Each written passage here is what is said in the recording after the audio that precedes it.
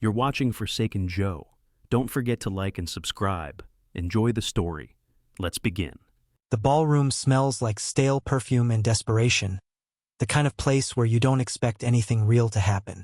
People in suits and ties hover around tables, hands full of cheap wine, eyes glued to the endless parade of glossy faces. It's a freight industry convention, sure, but it feels more like a bad movie. The kind where everyone's too busy pretending to notice what's really going on. I'm at the edge of the dance floor, watching Jolene work the room like she's got no claim to anyone but herself.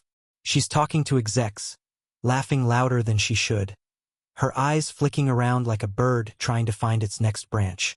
It's the same thing she's been doing for months now, getting ahead at work while she leaves me behind. And tonight I can't take it anymore. I walk up to her and slide my hand around her waist. I don't care if it's too forward. I want everyone to see we're together, that she's still mine, that she's still my wife. Before I can even pull her close, she shoves me away. The sound of her voice cuts through the noise. "Stop. You're embarrassing me. I don't want to look taken." Her words hit harder than the shove. People are watching now, the whispers starting before her words even fade. I don't say anything. I just pull off my wedding ring and set it down on the bar, right there in front of everyone, like a spark that's gonna light this whole place on fire. The ring clinks against the glass, and the chatter picks up faster. I can feel the eyes on me, feel the rumors start to swirl. Jolene doesn't even look at me. She just turns her back, her laughter carrying into the crowd as if nothing happened. The whispers spread quicker than any fire could. It's the beginning of something. I just don't know yet how bad it's going to get. Jolene doesn't even glance at the ring I left on the bar. Instead, she laughs. Loud, like it's some kind of joke, like I'm the punchline. She tilts her head back, and the sound is sharp and high-pitched, cutting through the low hum of the crowd. She throws her head back and leans into Clay McKinney, her regional director, like they're old friends, like they've shared more than just work talk. She's leaning into him so hard, it's obvious. Her hand finds his arm, and she rubs it, slow, deliberate. The smile she gives him is the kind you save for someone you've already claimed. Can't look away. I'm standing there, exposed in front of the whole damn room, watching her flirt with him like she's already his. Her fingers trail down Clay's sleeve, her body angled toward his as she whispers something into his ear. Clay chuckles, low and dark, then says something back that makes her laugh harder, louder. I don't know what it is, but it doesn't matter. She's his now. That's all I need to know. The room is still buzzing with whispers, but it feels like it's all a background hum. My heart is too loud in my chest. The air's too thick. It's like I'm drowning in the realization that this, whatever this is, isn't a momentary slip-up. It's who she's become. "Don't do anything stupid," a voice says behind me. It's Buck, my best friend from the yard. He steps up beside me, his hands shoved in his jacket pockets, his eyes scanning the crowd. He knows what this looks like. He knows what it's doing to me. "I'm not gonna do anything stupid," I mutter, but the words come out like a promise I can't keep. Buck grunts, half laughing. "Mason, you're better than this. Don't let her get to you." He glances over his shoulder, then back to me. "She's not worth it. You know that." I don't know anything right now except the fact that Jolene just publicly threw me away. Her laughter, the way she's wrapped up in Clay, hell, it's like she's been practicing this. This isn't a slip-up. She's been working on it and I'm just now catching on. Across the room, Jolene's mother, Delilah, is standing in the corner, glaring at me. The same look she always gives when she thinks I'm the one messing things up. The irony's not lost on me. Delilah's the last person I need to see right now, but there she is, glaring from behind her cocktail glass like I'm the one who screwed this whole thing up. She doesn't get it. This wasn't some one-time mistake. This was her daughter, her blood, playing a game that was always meant to leave me on the floor. I drag my eyes away from Delilah, but the weight of her stare lingers. I glance back at Jolene, and it hits me like a gut punch. This isn't new. This isn't a one-off. This has been building for months, maybe longer. She's been pulling away, piece by piece, until all that's left is a mask of what we used to be. She's been pushing, testing, and tonight, she shoved me all the way out the door. I don't want to feel sorry for myself, but I can't help it. I've been married to a woman who's already left, and I've been too blind to see it until now. Buck shifts beside me, breaking my thoughts. Let's get a drink. Chill out, man. Yeah, maybe you're right, I say, but my voice doesn't sound like me. It's tight, strangled, like I'm holding my breath just to keep from screaming. Buck gives me a long look before he finally nods and steers me away from the bar. I don't want to be here anymore, but I'm stuck in this fake ballroom, stuck with these people who don't know the first thing about real life. And Jolene? She's already halfway out the door. She doesn't even know what she's done yet. But I do. And that's the worst part. I'm not sure what I'm doing anymore, but I can't stop myself. I follow them, Jolene and Clay, through the ballroom doors and down a narrow hall. There's a private side room at the end, tucked away behind velvet curtains, away from the noise. My footsteps feel heavy, like I'm wading through something thick. But I keep walking, my mind spinning, piecing things together in a way I don't want to see. Jolene's laughter still lingers in the air, but it's quieter now, more controlled.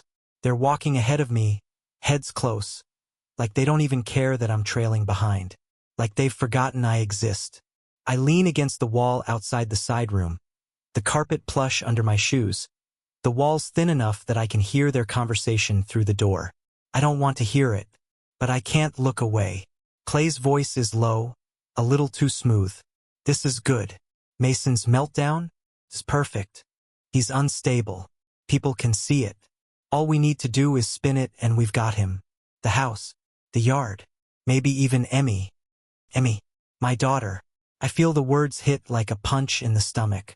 My mouth goes dry, and I can't breathe for a second.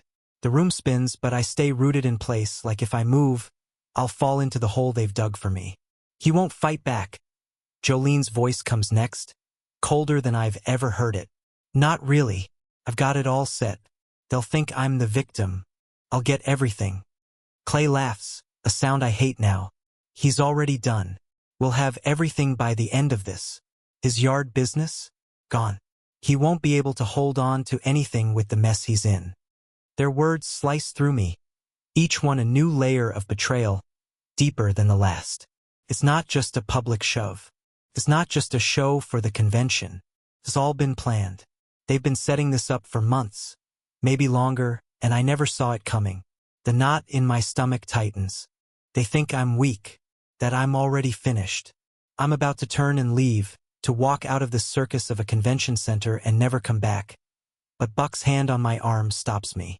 Don't, he says low, his voice steady. Mason, don't. I look at him, confused, my mind still processing everything I just heard. Don't what? They think you're already done. You gonna let em be right?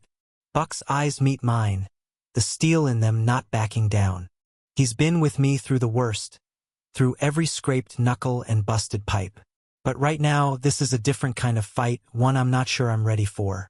I don't know what's harder, hearing the words they've already said, or hearing Buck's question. He's right, I guess. He's always been right. But this feels like a war I didn't sign up for. I stare at the side room door, my thoughts a blur, and I realize something that stabs deeper than anything they've said. They planned this. Every damn step. The shove on the floor, the public humiliation, hell, even the gossip that's already spreading. It was all part of their plan. They've been laying the groundwork for weeks, months even. And I'm the mark, the pawn. They think they've already won, and I'm letting them think it. I turn to Buck. I don't even have to say anything. He's been around enough to know the look in my eyes, the flicker of something changing inside me. We're not done yet, I say, the words a little rough, like I haven't spoken them in years. I'm not done. Buck nods once, short and sharp. Good. Let's make sure they know it. I can feel the fire building inside me. It's not just about the house or the business or even Emmy. It's about proving them wrong. I'm not the wreck they think I am. I'm not done. And they're about to find that out. The next morning, Jolene acts like nothing happened. The whole thing, the push, the public show, the way she humiliated me, just evaporates into the air. She's in the kitchen, going through the motions like everything's fine. She's making coffee, checking her planner, already talking about her meetings for the day. The smile she gives me when I walk in is the same one she used to give me back when things were real, before this mess. But there's nothing behind it now. I see that. I know that. I sit down at the kitchen table, staring at her. She doesn't even look at me. I don't know if she's trying to pretend it never happened or if she just doesn't care. Either way, I don't care anymore. She slides her phone across the counter, and I catch a glimpse of the screen. The bright, unread messages blink at me. Clay's name popping up in the text thread. The thought of it, the sick, bitter taste of it, tightens my chest. I've had enough. I stand up, walk around the counter, and grab her phone. Jolene's too busy pouring her coffee to notice. The passcode's easy to guess. I've been with her long enough to know Emmy's birthday. I unlock it without hesitation, ignoring the familiar prickle of guilt in my gut. But that guilt is gone now, buried under something colder, something darker. I start scrolling. First, it's the casual texts. Things like, "Can't wait to see you tonight," and "You're perfect, babe." The words blur as I keep scrolling down. But then I hit the photos. There they are. Pictures of her and Clay, all smiles, tucked away in hotel rooms, their faces pressed together in ways that make me sick. I can see the dates stamped at the bottom of each photo. The last one was only 2 weeks ago. It's like I'm looking at proof that everything I thought I had with her was a lie. Then I see the messages about Emmy, the ones that make me freeze. "We'll get her," Clay writes. "She'll be better off with us." And Jolene responds, "I'll make sure she's with me. Mason's not stable. I'll make it happen." I can't breathe. I click through more messages, more plans. The dates for the hotels where they've been meeting, the talk of leaving me and taking my daughter away. It's all there in black and white. Everything I thought was real, a joke. Everything we had, a transaction. But it's not just the affair that stings. It's the way she's plotting to tear my life apart. The house, the business, and God help me, my daughter. It's all a game to them. Then I find her secret Facebook account. Under her maiden name, of course. It's set up like a profile for a single woman, like she's got no history with me, like I never existed. The posts are innocent enough, all pictures of her out with friends or at work. But the messages? The messages are a different story. There are more messages with Clay, more dates, more plans to leave and take Emmy. I feel the rage twist inside me, cold and sharp. This isn't just cheating. It's a hostile takeover. A full-on assault on everything I built, on everything I loved. And I've been too blind to see it. I start taking screenshots, backing everything up. I'm not leaving anything to chance. Every message, every picture, every text. I'm building my own file now. A file that's going to burn everything to the ground when the time comes. Jolene comes into the room as I'm scrolling, her coffee cup in hand, and I lock the phone before she can see. She smiles again, that smile that's as fake as everything else. "What are you doing?" she asks, a little too casually, a little too fake. "Just checking something," I say, and it's the truth. She narrows her eyes but doesn't push it. "Well, I've got a meeting in 10 minutes, so I'm going to get ready." "Yeah," I mutter, not even looking at her. "Go ahead." She turns to leave, and I watch her go. But this time, something inside me doesn't care. Something inside me is done with the pretending, the lies, the show she's been running. I've seen it now, the whole ugly truth. And I'm not the one who's going to lose. Not this time. When she's out of the room, I put her phone down. I don't know what happens next, but I'm done letting her walk all over me. I'm done pretending that I don't see what's right in front of my face. And the worst part is, I'm not even surprised anymore. This has been coming. This whole damn thing was planned from the start. I just didn't realize how far she'd go to take it all. The message came through just after midnight. An anonymous number, the kind that doesn't leave a trace. But the message was clear. "Come to the Coral Sands Motel, room 208. The truth is waiting." My pulse hammered in my neck, but I didn't hesitate. I didn't even think about it. I just grabbed my jacket, pulled on boots, and headed out the door. Buck was already awake when I knocked on his door.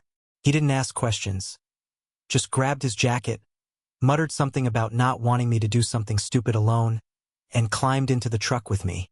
We didn't need to talk much on the drive. Both of us knew what was at stake. By the time we pulled into the motel parking lot, the place looked as sketchy as you'd expect. A neon sign flickering, half of the rooms dark, the others lit up like a bad sitcom set. It smelled like old cigarettes and cleaning chemicals. It wasn't hard to figure out where we were going. Room 208 was at the far end of the building, second floor. Buck and I both dressed down, trying to blend in. I pulled my cap low, kept my hands shoved in my jacket pockets, and stayed as quiet as I could. We weren't here to draw attention. From the corner of the building, we saw them, Jolene and Clay, sitting on a small, grimy table by the window. They didn't know we were watching yet. They were talking, their heads close, their bodies leaning in, like they were plotting their next move. "Did you bring everything?" Jolene asked. Her voice was low, but I could hear every word, every damn syllable. Clay chuckled, but it wasn't a laugh. "Yeah, the documents, the bank statements, He cut off as he glanced down at a stack of papers in front of them. "Everything we need to get started." They weren't just talking. They were going through plans. Legal documents. More whispers. Moving money. "Once we're in the clear, we can sell everything, split the assets. The house, the business. Emmy's college funds." Clay's voice trailed off, but his smile didn't waver. "We'll be out of here before Mason even realizes." I almost couldn't breathe. There it was, everything I feared, laid out in front of me. They weren't just planning on taking everything from me. They were taking Emmy, my daughter. I didn't even know how long I stood there, staring, before I finally snapped back to reality. I pulled out my phone and switched it to recording. Buck gave me a sharp look, but he didn't stop me. He knew I was getting what I needed. Every word, every plan. I kept the phone angled right at them, recording everything. I could hear the blood rushing in my ears, but I kept it steady. They were too wrapped up in their plans to notice. Then the alarm went off. A loud, shrieking noise broke through the air like a steel drum. It wasn't the usual hotel security alarm. It was different, more urgent. I didn't wait to find out who triggered it. My heart pounded like a drum in my chest, and Buck was already turning, heading for the stairs. "Go!" he hissed, and I didn't hesitate. We moved quickly, weaving around the building and through the shadows like we'd done this 100 times before. But before we got too far, I stopped. I wasn't done yet.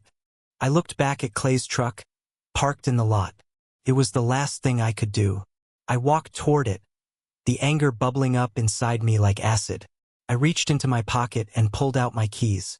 With a quick swipe, I keyed the side of his truck, carving deep grooves into the paint.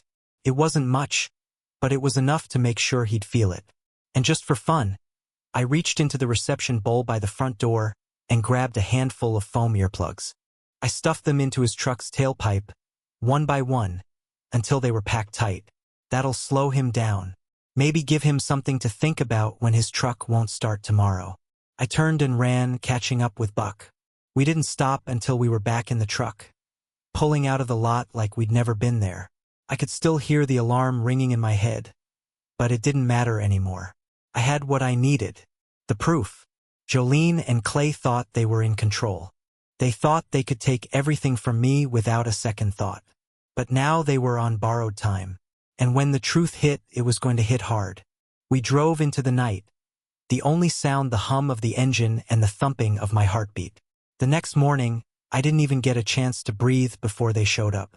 Jolene and her mother, Delilah, came storming into the yard like they owned the place. Jolene's eyes were narrow, her lips tight with that fake smile she's been perfecting for years. Delilah wasn't even pretending to be civil. She marched right up to me, hands on her hips, and that same damn look she always had when she thought I was the problem. "You need to get a grip, Mason," Delilah said, her voice sharp as a knife. "You've been acting like a damn fool, and it's embarrassing. You're unstable and unfit." I couldn't even speak. I just stood there, letting her words slam into me one after the other. I could feel my fists clenching, but I wasn't going to give her the satisfaction of seeing me lose my cool. Jolene stepped forward, her arms crossed in front of her, looking every bit the victim. "I don't know what else to do with you, Mason," she said, voice sweet as syrup, but cold underneath. "This isn't healthy. You need help." "Help?" I shot back, finally finding my voice. "You're the one who needs help, not me." But Jolene wasn't listening. She never did. She tilted her head, staring me down with those big, doe eyes that never fooled me anymore. "I've been trying to keep things together for Emmy, but you're just not stable. Not like you used to be." I could feel the anger bubbling up again, but I held it back. She wasn't going to get the rise she wanted. Delilah didn't wait for me to answer. She turned to Jolene, ignoring me completely, and muttered something about getting things in order and taking care of Emmy. Then she looked back at me with that same smug expression. "You can't even keep it together," Delilah said, shaking her head. "You're not fit to be a father, Mason." I wanted to scream. I wanted to grab her by the shoulders and shake her until she saw what was really going on. But I didn't. I stood still, grinding my teeth. I could feel the weight of their words, but I wasn't going to let them win. Just as they turned to leave, Clay walked into the yard, looking like he'd already claimed the place as his. He had that same cocky grin on his face, strutting around like he was in charge now, like he owned the damn yard. His eyes flicked over me, and I saw the satisfaction in them. He was getting off on this, on seeing me struggle. "Morning, Mason," he said, his voice like he was talking to a stranger, like I wasn't the guy who used to be his friend. I didn't answer him. What was the point? He already knew. He already had everything planned. That's when the knock came at the door. I opened it, and there stood a woman in a suit with a badge clipped to her belt. Her face was blank, professional, like she'd done this 100 times before. I didn't need her to introduce herself to know what was going on. "I'm here to speak with you about a concern," she said, her eyes scanning me quickly, like she was already judging me. "A concern?" I asked, trying to keep my voice steady. The woman pulled out a clipboard and flipped through some papers. "Yes, an anonymous tip regarding the safety of your daughter. There's been a concern raised about your ability to care for her." I froze, my heart skipping a beat. I didn't need to ask who made the call. Jolene had set it all up. She was trying to make me look like the unstable one. "Where's Emmy?" the woman asked, glancing past me into the house. "She's inside," I said, trying to keep my voice even. I wasn't about to let this woman take my daughter. Not without a fight. The officer walked in without waiting for me to invite her, and I followed her into the living room, where Emmy was sitting on the couch, her drawing pads spread out in front of her. I stood by the door, arms crossed, watching them both. The officer bent down to Emmy's level, asking her questions in that soft, practiced tone. "How does your dad take care of you, sweetie?" Emmy looked up at the officer with wide eyes. She didn't hesitate. "My dad makes me breakfast every day. He helps me with my homework. He lets me play outside when I finish my chores. He takes care of me." I felt a rush of pride and relief hit me. Jolene had underestimated our daughter. Emmy wasn't some tool to be used in their game. She knew who took care of her. She knew who was there for her. The officer smiled at Emmy, but her eyes flicked back to me. I could see the judgment in them, but Emmy had spoken the truth. Jolene and Clay weren't going to win this battle. Not yet. But it hit me then. This wasn't just about money or Emmy or the business. This was phase 1 of something bigger. A character assassination. Jolene wasn't trying to take my life just piece by piece. She was trying to destroy it, to make sure I never stood a chance. And I couldn't let her. Not now. Not ever. The night of the trucking company's annual charity dinner, I didn't expect things to go this far. But as soon as I walked into that glitzy ballroom, the weight of what I was about to do hit me like a freight truck. Jolene was already in full "I've got it all together" mode, smiling, laughing with the other execs, acting like the queen of the world. She didn't even notice me slip into the back, where the AV tech was fiddling with the projector. I'd bribed him earlier, slipped him 100 in cash to look the other way for a few minutes. His nod told me everything I needed to know. I didn't need to explain much. I didn't need to say anything. He understood what was coming.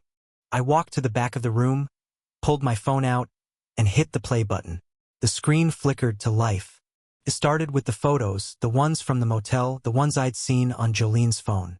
The images flashed across the projector screen for everyone to see. Her and Clay in bed together, laughing, touching, acting like I didn't exist. The dates and hotel names popped up next. I could feel the room freeze as the reality of it sank in. Every person in that room knew exactly who Jolene and Clay were. And now they all knew the truth. But I didn't stop there. I had more. I swiped to the next slide. Texts from the motel meeting. "Once we get Emmy, we're out," Clay's message read. And Jolene's reply, "We'll be free. Mason won't know what hit him." The gasps from the crowd were like a punch to my gut, but I kept my eyes locked on the screen. I wasn't going to look away, not now. Jolene's face drained of color. I could see the shock in her eyes as she looked up at the screen. She froze, her mouth slightly open, like she couldn't process what was happening. Clay was standing next to her, but I didn't look at him. I kept my focus on the faces of the people in the room, their expressions changing from curiosity to disbelief to outright horror. Then, like a bull charging the stage, Clay stormed forward. His hands were balled into fists, his jaw clenched like he was about to snap. "You're dead, Mason," he shouted, his voice booming through the hall. "You don't know what the hell you're doing." I didn't flinch. I've been waiting for this. As Clay reached the stage, I sidestepped him with a quick, sharp move, and before he could even react, I landed a punch right to his gut. The sound of it landing was satisfying, like a deep thud that shook through my bones. Clay crumpled, hitting the floor like a sack of bricks. The room went silent, except for the sharp intake of breath from the crowd. The whole place seemed to hold its breath. But I wasn't done. I didn't even wait to see if he'd get back up. I stepped back from the projector, straightened my shirt, and turned to face the crowd. There was no reason to run. There was no reason to hide anymore. I had the truth on my side. As I started to walk off the stage, the sound of the whispers flooded in. Some were gasping, some were murmuring, but it didn't matter. I was done with the pretending, done with the lies. Security was already moving toward me, but I didn't care. I'd done what I came to do. When I passed Jolene, she was still standing there, frozen, her face pale and her eyes wide. She wasn't even looking at me. She was staring at Clay, still on the floor, the reality of what had just happened finally settling into her bones. I could feel the heat of their gaze on me as I walked through the crowd. People were talking now, and not in Jolene's favor. The freight world I'd worked in for years, the one she'd been climbing up in, had just turned on her. The whispers weren't about me anymore. They were about her. I stepped out of the ballroom, the cool night air hitting my face, and I didn't look back. I didn't need to. What came next, I couldn't predict. But for the first time in a long time, I didn't feel like I was the one on the losing side. Jolene had thought she could take everything from me, but I was done letting her win. The truth was out, and no matter how hard she tried to spin it, it wasn't going away. Not this time. It didn't take long for Jolene's legal team to strike back. They were swift, brutal, like sharks circling the blood in the water. It started with the accounts, my yard business accounts, all frozen. Every dime I'd saved, every penny I'd worked for, was locked behind a wall of red tape. The phone calls started pouring in from my suppliers and clients, all of them asking what was going on, why they couldn't get paid, why their invoices were bouncing. I didn't have answers, not good ones. I didn't think things could get worse, but they did. A few days later, I got served with a restraining order. Jolene had gone to the courts, painted me as a threat to Emmy, accusing me of all kinds of things. Anger issues, reckless behavior, the whole list of bullshit. The judge didn't even blink when they issued it. It felt like a punch to the gut every time I saw that piece of paper. But it wasn't just the restraining order. More false allegations followed, calls to child services, reports of me being a danger to Emmy. They were digging in, trying to bury me with lies. Jolene and Clay were playing their game, and it was working. For a while, It felt like the walls were closing in on me. Then Charlotte McKinney showed up at my shop. She was shaking when she walked in, a stack of papers clutched to her chest. "You need to see this," she said, her voice low, almost a whisper. I raised an eyebrow. I wasn't sure I wanted to know what she had. Charlotte wasn't a fan of Jolene's. Her husband, Clay, had made sure of that. But this was different. She handed me the papers. The first few pages were full of account numbers, transaction histories. I scanned through it, but the names on the accounts didn't make sense. Offshore accounts. Fake IDs. "What is this?" I asked, my voice rough. Charlotte's eyes were hard. "It's everything you need to know about where Clay and Jolene have been hiding money. They've been funneling it out of the country for months now. And if you look closer," she flipped the page, "they're planning to disappear with Emmy." My stomach dropped. "Disappear?" Charlotte nodded. "They've got everything in place. They've been using fake identities, getting passports ready. They're not just taking your daughter. They're planning on leaving the country, starting over somewhere else. No one's going to know where they are. They've got a plan to cover their tracks." My hands started shaking as I flipped through the pages, each one worse than the last. Jolene and Clay weren't just trying to take my business, my daughter, my life. They were preparing to vanish, to wipe me out completely. "You know this for sure?" I asked, the words thick in my throat. "I've seen the proof. I've been following their tracks for months," Charlotte said. "They think they can just walk away from this. But they won't. We can stop them." I felt the weight of it hit me all over again. This wasn't just a fight for custody. This wasn't just about the business. It was about Emmy. They weren't going to take her from me. "All right," I said, the determination hardening in my voice. "We need a plan, and we need help." Charlotte nodded. "I've got a private investigator lined up. He's been tracking them too. We can find where they're hiding." It didn't take long for the plan to come together. Charlotte, the PI, and I pooled our resources, set up a meeting place. We went through every piece of evidence, traced their movements, checked every lead. Hours stretched into days, but we were closing in on them. Finally, we found it.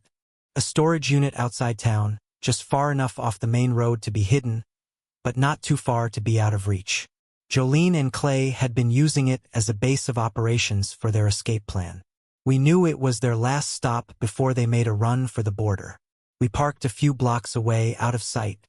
My pulse was racing as we got out of the car, staying low. The PI led the way, and I followed Charlotte close behind, my heart pounding in my chest. The storage unit was tucked behind a rusted gate, the kind of place no one would look twice at unless they knew what they were looking for. The door was slightly cracked, the lock hanging loose. We could hear voices inside. Jolene and Clay. I motioned for Charlotte and the PI to stay back. I crept closer, careful not to make a sound. As I peered through the gap in the door, I saw them, Jolene and Clay, hunched over boxes, rifling through papers, talking in low voices. The documents spread out in front of them weren't just legal papers. They were blueprints for their escape. I felt the rage building up again. This was it. This was the moment. But I didn't rush in. I didn't make a scene. I stood there watching, getting every detail I could, knowing that everything they were doing, every lie, every stolen moment, every plan to take Emmy, was about to fall apart. It was only a matter of time before they realized the walls were closing in. And when they did, they wouldn't get away. Not this time. We waited for hours, hidden in the dark, watching the storage unit. It was nearly midnight, the air thick and still, when I saw the headlights of a van pull up to the gate. My stomach clenched. I didn't need to see who it was to know it was them, Jolene and Clay, loading up everything they could carry. I had no idea where Emmy was at first, but then I saw her. She was standing by the van, her small frame barely visible in the shadows. My heart nearly stopped. The sight of her made everything in me snap. They were going to take her. They were really going to do it. Charlotte was already next to me, her expression hard. We had to move now before they made their escape. But I couldn't get too close. If they saw us coming, it was over. I took a deep breath and motioned for Charlotte to follow me. Staying low, my every step measured, the adrenaline making my hands shake. But just as we neared the van, everything went to hell. Clay stepped into the light, turning to load another box into the van. That's when I saw the gun in his hand. He was quick, too quick. The glint of steel caught my eye before I could react. "Stay the hell back, Mason," he growled, his eyes wild, locking onto mine. The gun was aimed straight at me now. I didn't flinch. Not this time. I couldn't afford to. "Let her go, Clay," I said, my voice steady despite the chaos in my chest.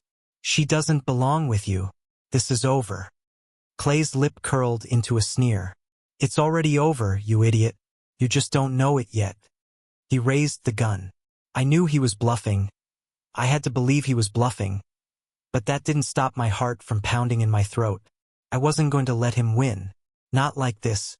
I turned my head, meeting Charlotte's eyes for a split second. She didn't hesitate. She darted toward Emmy, grabbing her by the hand and pulling her out of the van. I saw the fear in Emmy's eyes, but Charlotte's grip was firm, comforting. She was getting her out of there. I looked back at Clay, the gun still aimed at me, his stance wide. "Don't make this worse," I said, taking a slow step forward. "Put the gun down. You're not going anywhere with her." That's when I made my move. My hand flew to the lighter in my pocket, and in one smooth motion, I struck the flame, setting the pile of papers on fire. The dry documents caught instantly, sending a plume of smoke up into the night air. The alarms went off. The shrill, blaring sound shattered the silence, cutting through the night like a knife. The distraction was enough. Clay's attention snapped to the fire, his gun lowering for just a moment. That was all I needed. I rushed forward, hitting him with everything I had. He stumbled back, surprised by the sudden force, and the gun flew from his hand, landing somewhere in the dark. I tackled him to the ground, pinning him with a grunt of effort. "Get Emmy out of here," I shouted to Charlotte. She didn't need another word. She grabbed Emmy's hand and ran, pulling her toward the safety of the trees. I could hear Emmy's frightened breath, her small sobs, but Charlotte kept her moving, one foot in front of the other. Clay struggled beneath me, but I had him. My hands were on his chest, keeping him down.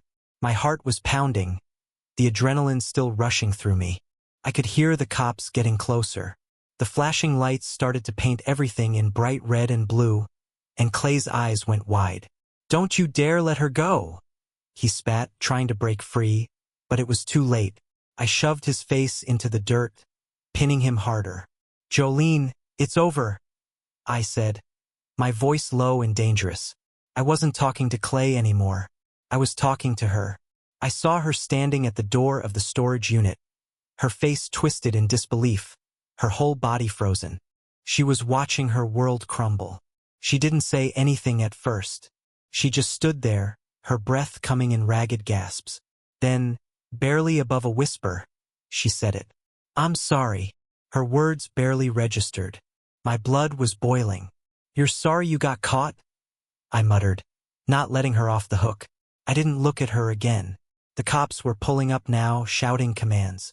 Clay was finally subdued, handcuffed and dragged to his feet, his face a mixture of rage and defeat. But Jolene, she was still there, standing alone, her shoulders slumped, the truth staring her in the face. I wanted to say something, to tell her how much she'd betrayed me, how much she'd hurt me. But the truth was she already knew. I didn't need to add anything else. It was over. The cops moved in, and Jolene's eyes followed them, her gaze falling to the ground. They were going to arrest her, too. It was done. They'd both lost. I didn't look back as I walked toward the trees, where Charlotte and Emmy were waiting. It was over. The worst was behind me. I had Emmy back, and that's all that mattered now. Months passed after everything fell apart, but it felt like I was waking up from a long, heavy sleep. Jolene and Clay were in prison now, no more games, no more lies. They got what they deserved. But that didn't fix the mess they'd left behind. I moved into a small house on the edge of town with Emmy. It was nothing special, old hardwood floors, a small kitchen, a cramped bathroom, but it was ours. It wasn't the life I'd imagined when I married Jolene, But it was real. It was peaceful. We didn't need anything more than that. The truck repair shop had picked up again, slowly but surely. The loyal clients who'd stuck with me through all the chaos started coming back. Word spreading that I was back on my feet. I fixed their rigs, they sent their friends, and before I knew it, the shop was buzzing again. I still had to work harder than I ever had. But I didn't mind. I liked the work. Kept me busy, and it kept me from thinking too much. Charlotte became a good friend through all of this. She'd helped me with the legal mess after everything went down. But somewhere along the way, we started to help each other in other ways too. She was building her own business, and we started referring clients to each other, truck repairs on my end, logistics consulting on hers. It wasn't glamorous, but it felt honest. Felt like we were both building something from scratch. Sometimes, after a long day, Charlotte would stop by the house with her coffee mug and talk shop. Other times, she'd just sit with me, and we'd talk about how things were going. It was strange at first, but I got used to the quiet, the stability. We both needed it. I sat on the front porch with a cheap beer in my hand, watching Emmy draw on the steps. She was lost in her own little world, her fingers covered in chalk as she sketched something that made her smile. I could hear the faint buzz of the streetlights in the distance, the crickets singing their nightly song. This was it. This was my life now. I had a lot of scars. Jolene had burned everything to the ground, but in the process, she'd also burned down the fake parts of my life. All the things I'd built on a lie, on ambition and pretense were gone. What I had now wasn't shiny or perfect, but it was mine. It was real. Dad, Emmy called out, snapping me from my thoughts. She held up her drawing, showing me what she'd made. A big sun with a smiley face, and a little stick figure beside it that looked suspiciously like me. I smiled, feeling that old warmth spread through me. "It's perfect, kiddo," I said, taking a slow sip of my beer. Emmy giggled, then went back to her drawing, her concentration absolute. I leaned back in the chair, my feet propped up on the edge of the porch, watching the night unfold. For the first time in a long time, I didn't feel like I was running from something. I was home,